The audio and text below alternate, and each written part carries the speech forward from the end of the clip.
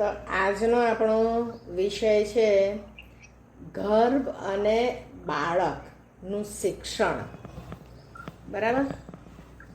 આપણે અહીંયા આગળ શિક્ષણનો અર્થ લઈશું કે એક્વાયરિંગ નોલેજ, એટલે કે એ જ્ઞાન કેવી રીતે લે છે, ગર્ભ કેવી રીતે લે છે અને બાળક કેવી રીતે લે છે. આપણને કોઈને એવો સવાલ થાય કે જન્મતાની સાથે બાળકને એવું રડવાનું કેવી રીતે આવડે, એને રડવાનું કેવી રીતે શીખવાડતા હશે, એ કેવી રીતે શીખતું હશે કે ભાઈ આવે જન્મે બહાર આવે એટલે એને રડવાનું, પછી એને ભૂખ લાગે એટલે રડવાનું, એ કેવી રીતે શીખીને આવતું હશે? એવું કોઈ આઈડિયા છે? મેમ, ગર્ભમાં હોય ને ત્યારે પાણી, જેને એમનિયોટિક ફ્લુઇડ કે એ પાણીમાં હોય એટલે સૌથી પહેલા બહાર આવીને એને ઉલટું કરીને એને પીઠ ઉપર થપથપાવે, એના લંગ્સમાં જેટલું બી ફ્લુઇડ હોય ને એ બહાર નીકળે. અને ફર્સ્ટ ટાઈમ એ હિપકે ચડે ને એનાથી બ્રીથ કરતા શીખે, એટલે માટે એની ફર્સ્ટ એક્ટિવિટી હોય ને એનું મીન્સ એ રો હોય ને એ હોય. અને પછી એનું માઇન્ડ એ જ રીતે સેટલ થતું જાય કે હું આ એક્ટિવિટી કરીશ ને એટલે સામે મને રિસ્પોન્સ મળશે. ઓકે. પણ તમે એવું સાંભળ્યું છે, તમે સોનોગ્રાફીના રિપોર્ટ્સ કરાવવા માટે ગયા હો અને ત્યાં આગળ ફોટાઓ મૂકેલા હોય, હસતું બાળક, રડતું બાળક, આમ ફ્રાઉન કરતું બાળકનો ફેસ, સોનોગ્રાફી એનો એવા જોયા છે? હા મેમ, એટલે માતાના જેટલા ઇમોશન્સ હોય ને, અત્યારે માતા 9 મહિના દરમિયાન એના જેટલા ઇમોશન્સ હોય ને એ બધા ઇમોશન્સ છે ને બાળકમાં આવે. એવું જરૂરી નથી કે બાળક જન્મીને રોવે જ કીધું. અમુક કેસમાં એવું બી થાય કે માતા બહુ હસમુખી હોય ને તો બાળક બી બારે આવીને પેલા સ્માઈલ કરે. હા, એટલે આ તમે આનો તમે અગર વૈષ્ણવ હોય, વલ્ભાચાર્યજીનું જાણતા હો તો વલ્ભાચાર્યજી જન્મ્યા ને ત્યારે રડ્યા નહોતા. પછી એક બીજા બી એક છે, કદાચ સોક્રેટિસ કે એવું કંઈક હતું, એ જન્મ્યા ને ત્યારે રડ્યા નહોતા, હસ્યા હતા, જીવી ગયા. આપણે અત્યારે એવું કહીએ છીએ કે એને રડવું પડે અને એના લંગ્સ એક્ટિવેટ થાય ને શ્વાસ લેતા શીખે, પણ આ લોકો રડ્યા વિના પણ જીવી ગયા, એમના લંગ્સ એક્ટિવેટ થયા. તો એ કેવી રીતે? એટલે અને ગર્ભની અંદર બી તમે સોનોગ્રાફીના રિપોર્ટ્સમાં જોશો, એ સોનોગ્રાફીના પિક્ચર, એ સોનોગ્રાફીના પિક્ચરમાં જ દેખાશે કે આ અંદર સ્માઇલ કરે છે, એ અંદર આવું કરીને બી બેસે, એટલે કે એને સુખી નથી, ફ્રાઉનિંગ, દુઃખી છે. એવા સોનોગ્રાફીના પિક્ચર્સ પણ લીધેલા છે બાળકના. તો એને ગર્ભની અંદર કેવી રીતે ખબર પડતી હશે કે હસવાનું એટલે આનંદ એક્સપ્રેસ કરવાની રીત છે, કે આમ મોઢું કરવાનું તો કે ગુસ્સો એક્સપ્રેસ કરવાની રીત છે, એને કેવી રીતે ખબર પડતી હશે? બહુ ડિટેલમાં નથી ખ્યાલ, બટ આઈ થિંક કે માતાના એક્સપ્રેશન છે ને એ ઇફેક્ટ કરતા એના હોર્મોન્સ, સ્પેશિયલી એના હેપીનેસના હોર્મોન. હા, એટલે એ હોર્મોન્સ તો હોય, એ હોર્મોન્સ અંદર જાય, પણ એને શીખવું પડે ને કે આ આનંદ, ઓકે ચલો હોર્મોન્સ આવ્યા અને હોર્મોન્સ એને આનંદનું લેવલ વધારશે, પણ એ આનંદ સ્માઇલિંગથી એક્સપ્રેસ કરવાનો એ એને કોણ શીખવાડે? એ ખ્યાલ નથી. એ આપણે માનીએ છીએ કે ફર્ટિલાઇઝેશન થાય એટલે કે એક્સ ક્રોમોઝોમ ને વાય ક્રોમોઝોમ આવે, એના જીન્સ બે ભેગા થાય અને એક્સ એક્સ મીટ થાય તો છોકરી બને ને એક્સ વાય મીટ થાય તો છોકરો બને. એટલે એ બે સેલ્સ જ્યારે આવે અને ફર્ટિલાઇઝેશન થાય તો આપણો આયુર્વેદ શું કહે છે કે એની સાથે 6 ભાવ આવે છે. એ જ મોમેન્ટ ઉપર, ફર્ટિલાઇઝેશનની મોમેન્ટ ઉપર 6 ભાવ રોલ પ્લે કરતા હોય છે. એટલે એ કયા કયા ષડભાવ એને કહે છે, ષડભાવ સંસ્કાર એવું કહે છે. એટલે કે માતૃજ, પિતૃજ, આત્મજ, સામત્યજ, રસજ અને સાત્યજ, આ 6 ભાવ છે. હવે માતૃજ ભાવ એટલે કે માતાના જે ઓવમ આવે છે એમાં એના જે જીન્સ છે એમાં એનું હેલ્થ, એની કેરેક્ટરિસ્ટિક્સ એ બધું એની સાથે આવે છે. એ તો અત્યારનું સાયન્સ કહે છે કે આ જીન્સ માતાથી આવે છે. પછી પિતાના એક્સ અથવા વાય ક્રોમોઝોમ્સથી, પિતૃજ એટલે પિતાના લક્ષણો બધા જીન્સથી આવે છે. હવે આ 2 જીન્સ ભેગા થાય એમાં જે ડોમિનન્ટ હોય એની પ્રોપર્ટી દેખાય અને જે રિસેસિવ હોય એને સબમિટ રહે. એ ક્વોલિટી એનામાં હોય પણ એ જીન રિસેસિવ હોય એટલે એનું એક્સપ્રેશન ન કરે. તો આ જે 2 વસ્તુ છે માતૃજ અને પિતૃજ, એ 2 ભાવ છે, બરાબર. ત્રીજો છે આત્મજ. આ આત્મજ ભાવ આ મોડર્ન સાયન્સ એક્સેપ્ટ નથી કરતું.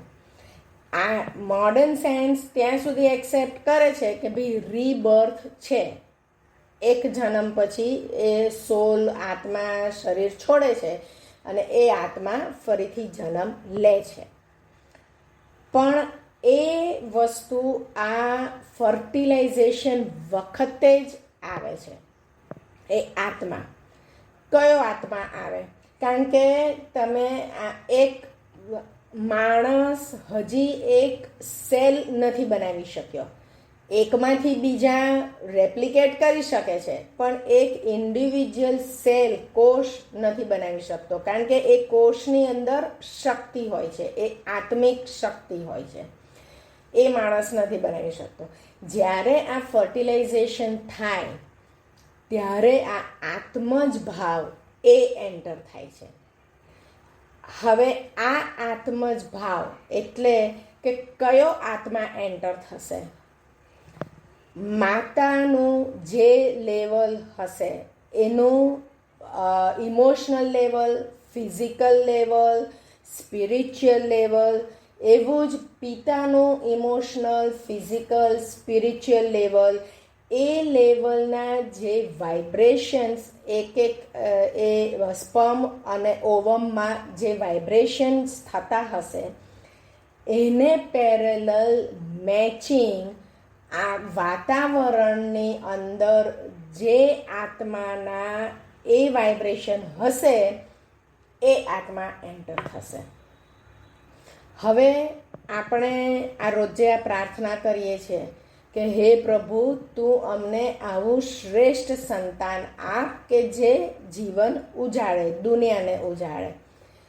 તો આ ભાવ તમે ફર્ટિલાઇઝેશન વખતે, સંભોગ વખતે રાખ્યો હશે કે હે પ્રભુ, મને ઉત્તમ આત્મા મારામાં પ્રવેશે, તો એ એવો આત્મા પ્રવેશશે.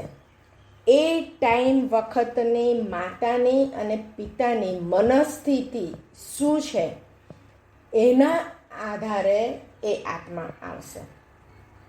આપણે નથી કહેતા કે આ હવે કૃષ્ણ દેવકીના ગર્ભે કેમ જન્મ્યા? એમની આગળની પેઢી હવે કૃષ્ણ તો આટલી મોટી વિભૂતિ હતી, પોતે ભગવાન હતા, પોતે આટલા શક્તિશાળી, તો એમણે ડિસાઈડ કર્યું કે દેવકીના ગર્ભમાં કેમ? તો એ આપણે જે મોડર્ન સાયન્સમાં જે હેરિડિટરી જીન્સને કહીએ છીએ કે ક્રોમોઝોમ્સને કહીએ છીએ, દેવકીના પૂર્વજો, એના મમ્મી પપ્પા, એની આગળની પેઢીમાં દેવકી એક સ ઉપરથી કંઈક શબ્દ છે એ રીતે હતા. એટલે કૃષ્ણ 3 વાર આ જ પેઢીમાં અહીંયા આગળ જન્મ્યા છે. એ ત્યારે એમણે વાયદો આપ્યો હતો કે હું દ્વાપર યુગમાં તમારે ત્યાં જન્મ લઈશ. એટલે વિચાર કરો, એટલી પેઢીના આગળના જીન્સ હવે દર પેઢીએ અગર એ જીન્સ ઉત્તર દિશામાં, ઉત્તર એટલે આઈ મીન એનું પ્રોગ્રેશન, એનું સ્પિરિચ્યુઅલ લેવલ ઉપર જો પ્રોગ્રેશન ના થયું હોત તો કૃષ્ણ દેવકીના ગર્ભમાં ના આવી શક્યા હોત. અગર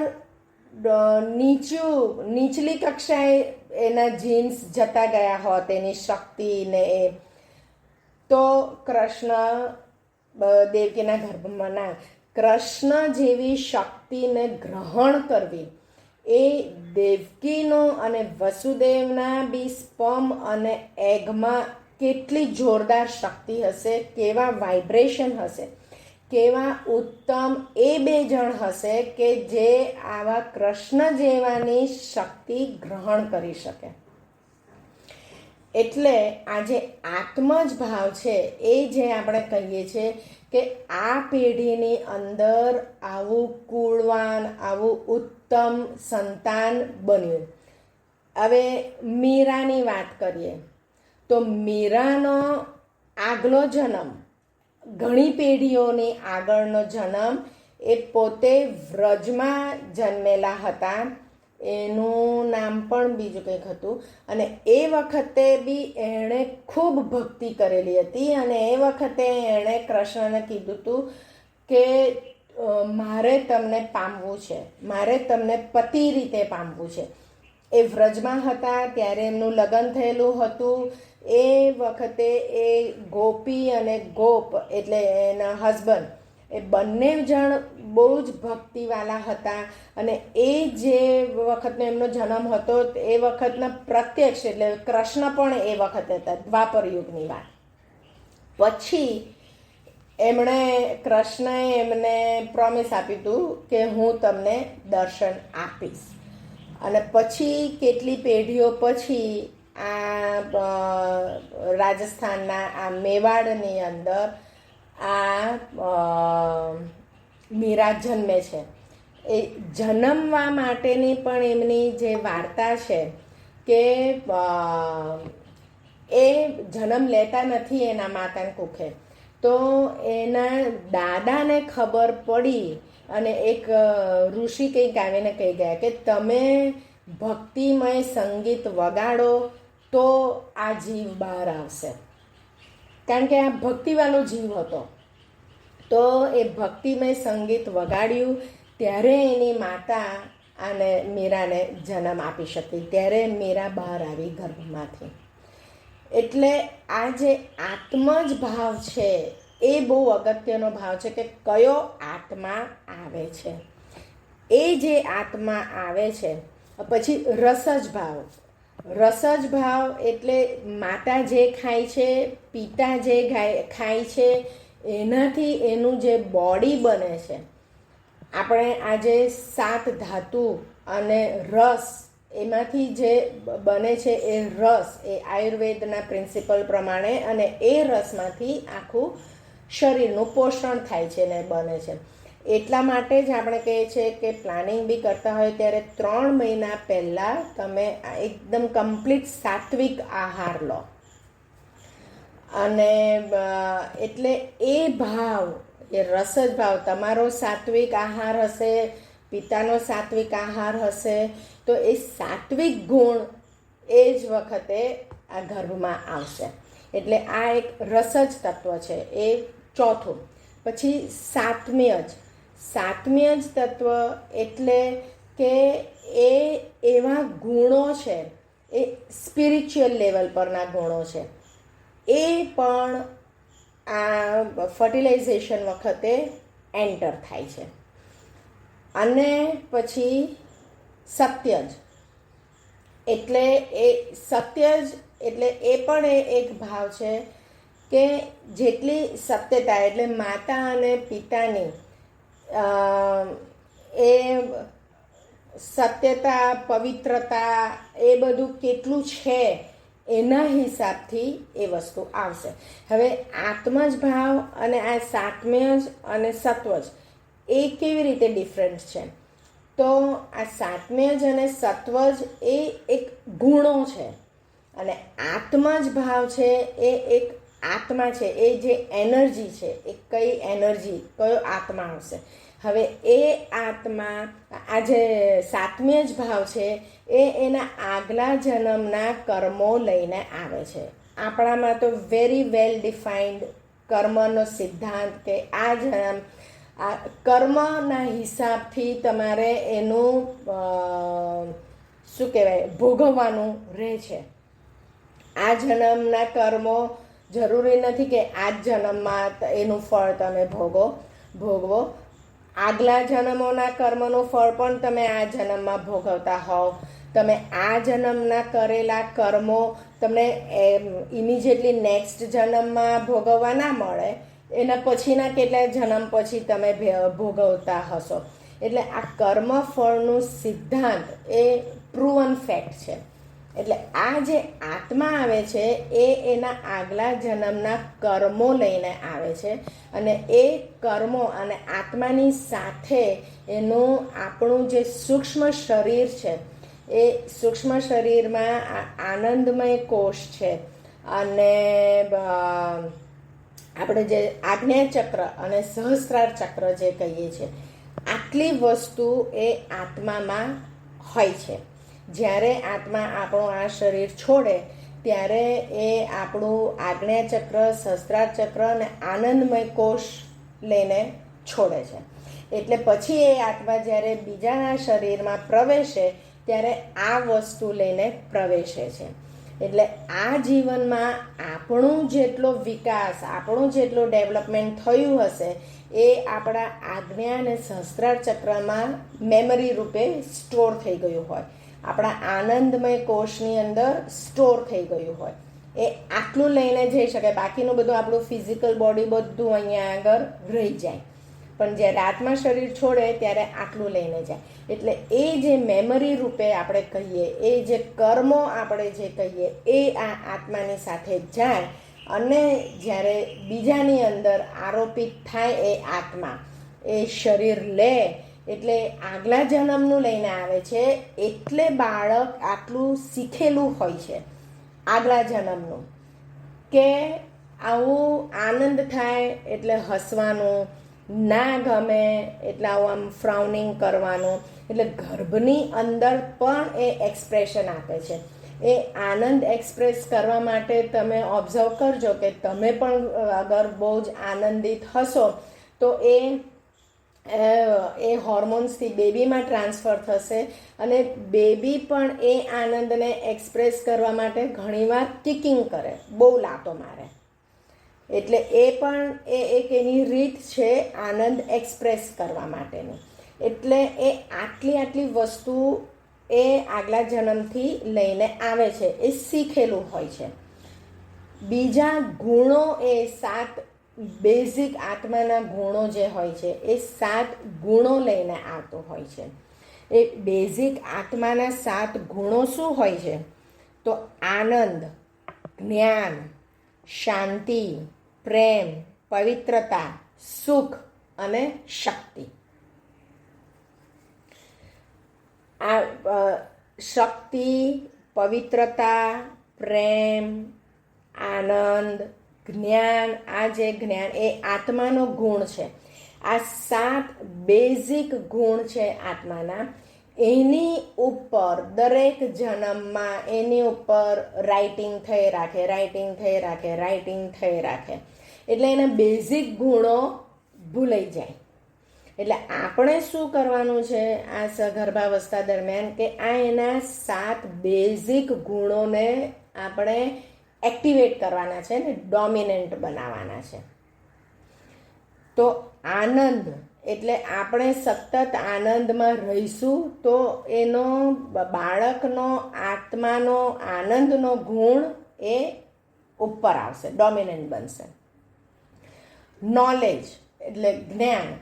તો આપણે બી આ સગર્ભાવસ્થા દરમિયાન એટલે જેટલું વાંચન થાય, જેટલું જ્ઞાન મળે, સારું જ્ઞાન, સત્વ જ્ઞાન, બરાબર, એ આપણે લેવાનું કે એ બાળકના આત્માનો એ જ્ઞાનનો ગુણ એનો ઉપર કરશે, ડોમિનન્ટ બનાવશે. પછી શાંતિ. શાંતિનું પણ એવું જ છે કે આપણે જેટલી શાંતિ રાખીશું મગજ ઉપર એ જ શાંતિ ટ્રાન્સફર થશે અને બાળકનો જે મૂળભૂત આત્માનો એનો ગુણ છે શાંતિનો એ ઊંચો આવશે, એક્ટિવેટ થશે. એવી રીતે પ્રેમ, પવિત્રતા, સુખ અને શક્તિ, એ બાકીના 6 છે એ બધા મન ઉપરના આધાર છે. શક્તિ છે એ આહાર ઉપરનો આધાર છે. એટલા માટે સારો આહાર લેવાનો, સંતુલિત આહાર લેવાનો, સાત્વિક આહાર લેવાનો કે જેથી કરીને એ શક્તિ એ બાળકના આત્માની શક્તિને એગ્રેવેટ કરે. આટલું તમે સિમ્પલ આટલું ફોલો કરશો તો આપણી આ ગર્ભ સંસ્કારની ટેકનિક પણ આ ગુણો એક્ટિવેટ કરવા માટેની જ બધી ટેકનિકો છે. તો આપણે આપણે મ્યુઝિક એક ટેકનિક રીતે વાપરીએ છીએ કે આનંદદાયક મ્યુઝિક, આપણને એ જે મ્યુઝિક સાંભળીને આનંદ આવે, દરેક મહિનાનું દરેક રાગ કીધેલા છે, તો એ રાગના ગીતોથી પણ આપણને આનંદ આવે એટલે એ સંગીત કીધેલું છે. જ્ઞાન માટે આપણે આ જુદી જુદી પ્રેરક પ્રસંગો, આ બધા આપણા શાસ્ત્રો, આ પછી આ ક્રિએટિવ એક્ટિવિટી, પછી મેથ્સના પ્રોબ્લેમ્સ, એ બધું કરવાનું છે કે જેથી કરીને આપણું વધે અને બાળકનો બી જે આત્માનો જે જ્ઞાનનો ગુણ છે એ વધે. શાંતિ, પીસ, એ શાંતિ માટે આપણે આ કરીએ છીએ ઓમકાર અને પ્રાણાયામ. એ આપણને શાંતિ આપે છે અને આત્માના શાંતિના ગુણને એગ્રેવેટ કરે છે. પ્રેમ માટે આપણે શું કરીએ છીએ આ સગર્ભાવસ્થા દરમિયાન કે આપણે જે દરેક એક પ્રેરક પ્રસંગો અને આપણા ફેમિલીમાં દરેકના સાથેના સંબંધો, આ જે સંવાદ, ગર્ભ સંવાદ છે એ આપણે આપણા અને બાળકના સાથેના પ્રેમનું એટેચમેન્ટ વધારવા માટેનું છે. પ્રેમ વધારવા માટેના આ બધા સંવાદો છે. એટલે આખું ગર્ભ સંવાદનું સેક્શન એ આપણા બાળકનો અને આપણો પ્રેમનો ગુણને ઉત્તીર્ણ કરે છે. પછી પવિત્રતા. તો પવિત્રતા માટે આપણું પોતાનું જીવન પવિત્ર. હવે એ જીવન પવિત્ર એટલે આવું એક તો નેગેટિવ વિચાર નહીં, નેગેટિવ કર્મ નહીં, માંસ, મટન, નોનવેજ ખાવાનું નહીં, દારૂ ને એ પીવાનું નહીં.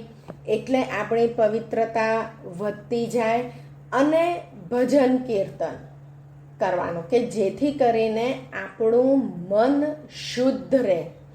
શુદ્ધ રહે એટલે એનો મતલબ કે આપણને ભગવાનમાં પ્રેમ થાય. આપણને ભગવાનમાં પ્રેમ થાય એનો મતલબ કે આપણે ભગવાનની પોઝિટિવ ક્વોલિટીઝ આપણામાં આવે. આપણો અહંકાર ઓછો થાય, આપણો ગુસ્સો ઓછો થાય. એટલે આ બધી આપણું પવિત્રતા તરફનું પ્રયાણ છે.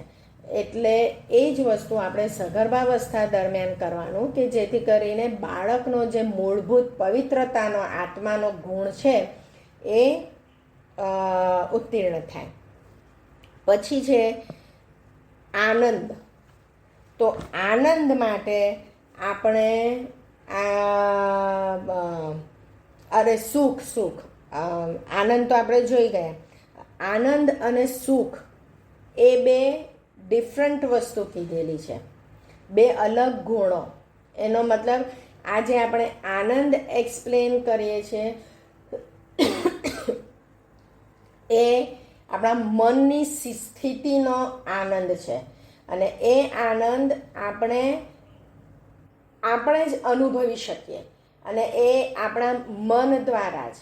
કોઈ પણ સિચ્યુએશન હોય, હવે સપોઝ એક બહુ જ સરસ સિનરીવાળો, નેચરલ સિનરીવાળા જગ્યા ઉપર આપણે ગયા હોઈએ, બરાબર.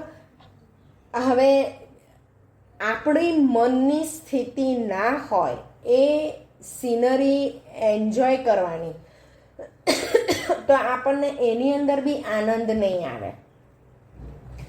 જ્યારે બીજી કોઈ વ્યક્તિને આવું સીન જોઈને એને એકદમ આનંદ આવશે, સુખ નહીં, આનંદ. સુખ એ નીચલા લેવલનો આનંદ છે, એ ફિઝિકલ વસ્તુઓથી મળતું સુખ છે. એ ફિઝિકલ વસ્તુ એટલે કે આપણી પાસે થોડાક પૂરતા પૈસા હોય, ખાવા પીવાનું બધું, જે રોટી કપડાં ઓર મકાનની જે બેઝિક નેસેસિટી કીધી છે એ હોય, તો આપણને કમ્ફર્ટ રહે, સુખ રહે. એ જે આ સુખ લખેલું છે એ આપણી આ ફિઝિકલ નીડ્સનું સુખ છે, જ્યારે આનંદ છે એ આપણા મનના નીડ્સનું સુખ છે. એટલે આ સુખ પણ આપણે ક્રિએટ કરવાનું, આપણે કમ્ફર્ટમાં રહેવાનું, કે જેથી કરીને બાળકનો પણ આ જે સુખવાળો આત્માનો ગુણ છે એ પણ એગ્રેવેટ થાય, એ પણ કમ્ફર્ટમાં રહે. હવે કમ્ફર્ટ રહેવાનું, હવે સપોઝ એનો મતલબ એવો નથી કે આપણે કે બંગલા ગાડીને એવું જ જોઈએ. મિનિમમ નેસેસિટી, એક સરસ પ્રેમાળ ઘર, અને જેમાં આપણે આનંદથી રહી શકીએ, એ જે મિનિમમ ફિઝિકલ નેસેસિટી, એને આપણે સુખની વસ્તુ કહીએ છીએ. કે એટલું મળે તો આપણને સુખ મળે, એનાથી આગળ આપણે જઈએ તો આપણને આનંદ મળે. એટલે આ જે 7 ગુણો આપણે આત્માના જે ડેવલપ કરવાના છે, જે એ જ વખતે પ્રવેશે છે, એ આગલા જન્મોના લઈને આવે છે. હવે આગલા જન્મોમાં એ બીજા બધા એના નેગેટિવ વસ્તુઓ પણ સાથે લઈને આવે. પોઝિટિવ નેગેટિવ બધું જ મેમરીમાં, આપણા આજ્ઞાચક્ર, સહસ્ત્રાચક્રમાં સ્ટોર થઈ જાય.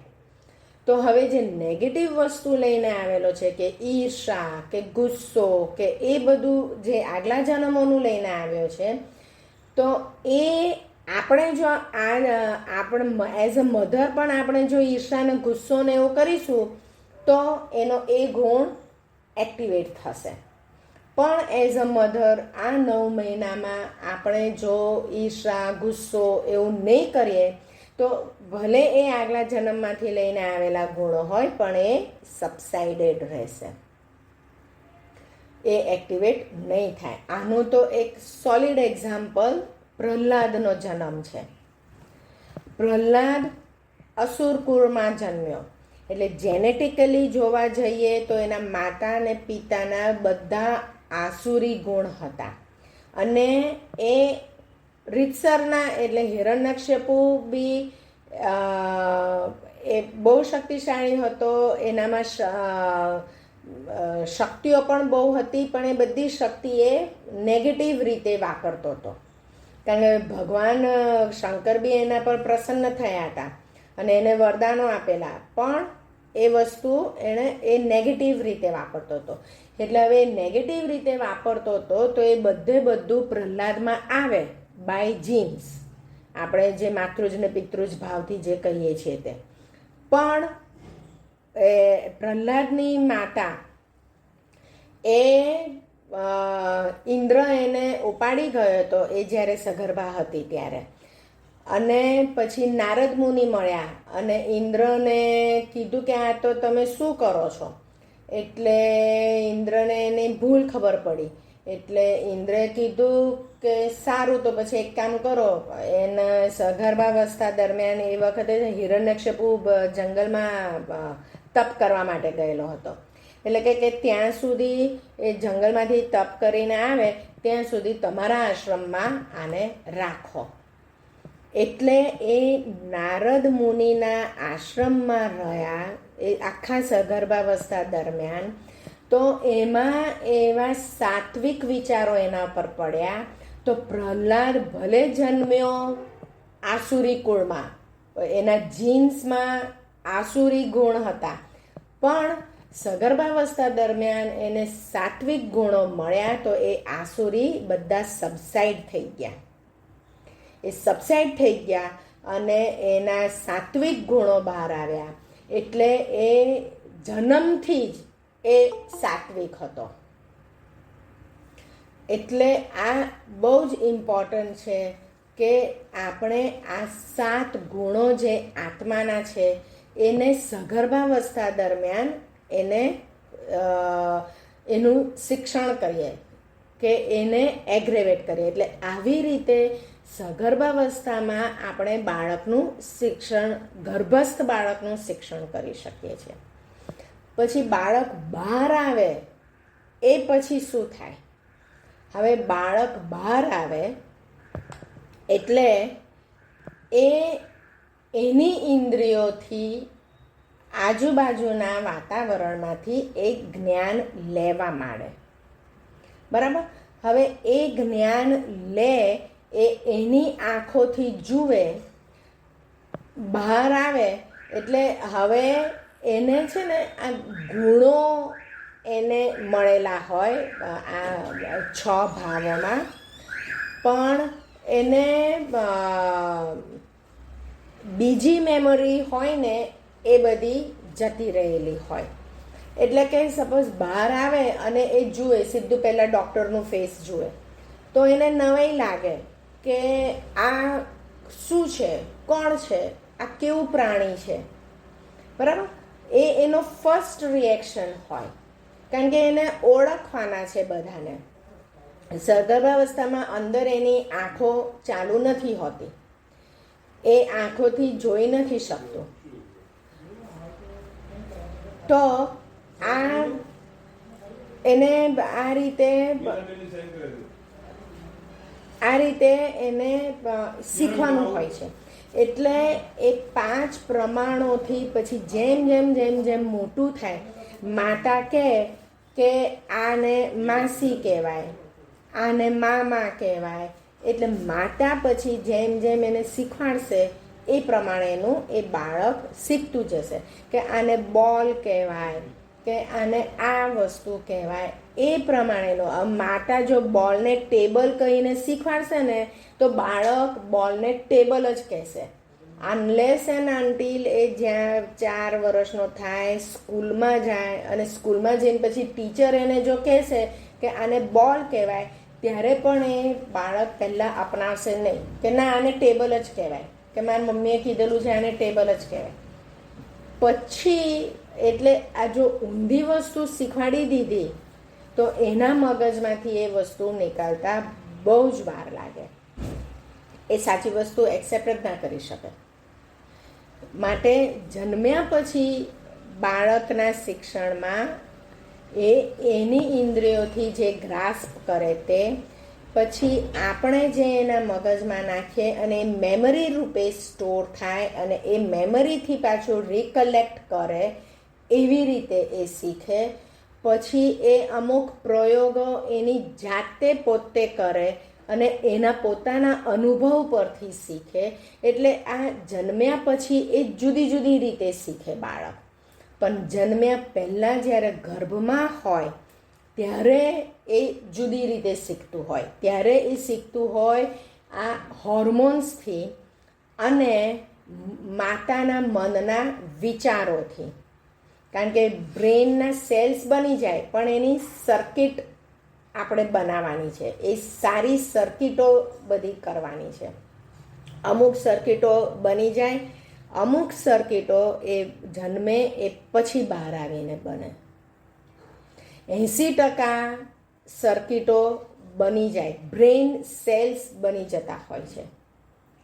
હવે સર્કિટ આપણે એને મેસેજ ફીડ કરી કાઢેલો હોય, પણ એ જે કોર્ટેક્સ સુધીની સર્કિટ એની બનવી હોય એ કોર્ટેક્સ સુધીનું કનેક્શન ના થયું હોય, કારણ કે કોર્ટેક્સ જ એ ભાગ છે કે જે એક્શનમાં કરશે. એટલે એ સર્કિટો ધીમે ધીમે ધીમે એના ફિઝિકલ ગ્રોથ પ્રમાણે એ કોર્ટેક્સ સાથેના કનેક્શન થશે. કોર્ટેક્સ સુધી આપણે બધું ફીડ કરીને મૂકી દેવાનું છે 9 મહિનામાં. તો આપણને જોઈએ એવું બાળક આપણને મળે. એટલે આ બાળકનું શિક્ષણ આપણે આવી રીતે આપવાનું છે. બરાબર? કોઈને કંઈ પ્રશ્ન?